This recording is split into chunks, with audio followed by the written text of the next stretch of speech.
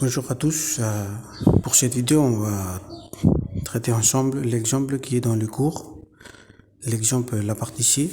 Un rayon incident arrive à la surface d'un miroir à un angle de 30 degrés par rapport au miroir, comme nous montre le schéma ci-contre. Ok. Première question, on a sur les lois de la réflexion. Deuxième question, déterminer l'angle d'incidence. Troisième question, reproduire le schéma en respectant la valeur de l'angle, puis représenter la normale au point d'incidence. Représenter le rayon réfléchi. On va commencer par la question 3. On va reproduire la situation. Donc la situation, on a un miroir. Ok, ça ce sera le miroir. Et ensuite on a un rayon qui arrive à la surface du miroir. Ce rayon-là, on va l'appeler le rayon incident.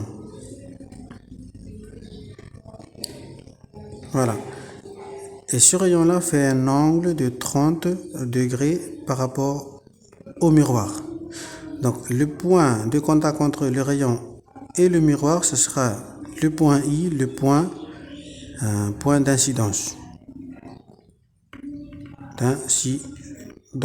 Ok. Et au point d'incidence, la question nous demande de faire apparaître la normale. La normale, c'est une droite imaginaire. Comme c'est une droite imaginaire, on va le représenter en pointillé. Et cette droite, elle est perpendiculaire à la surface du miroir. Perpendiculaire, ça veut dire que l'angle ici vaut 90 degrés. Ok. La première question, donc, on a déjà répondu à la troisième question ici. On a fait apparaître la normale. On a reproduit le schéma. C'est bon, ok. La première question, on vous demande d'énoncer les lois de la réflexion. Donc, pour la réflexion, on a deux lois. Première loi, elle nous dit que le rayon réfléchi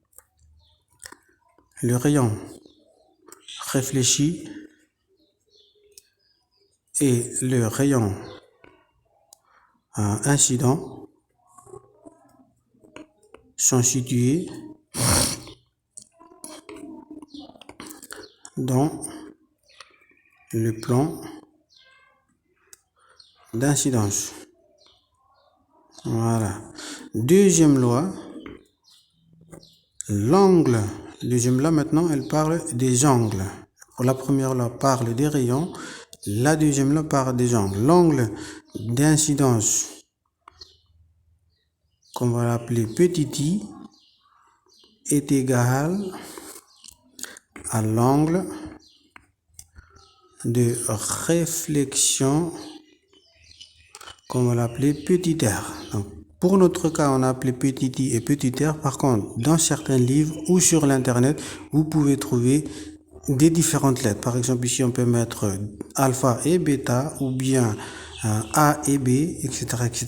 Ça dépend des sites internet ou bien des livres.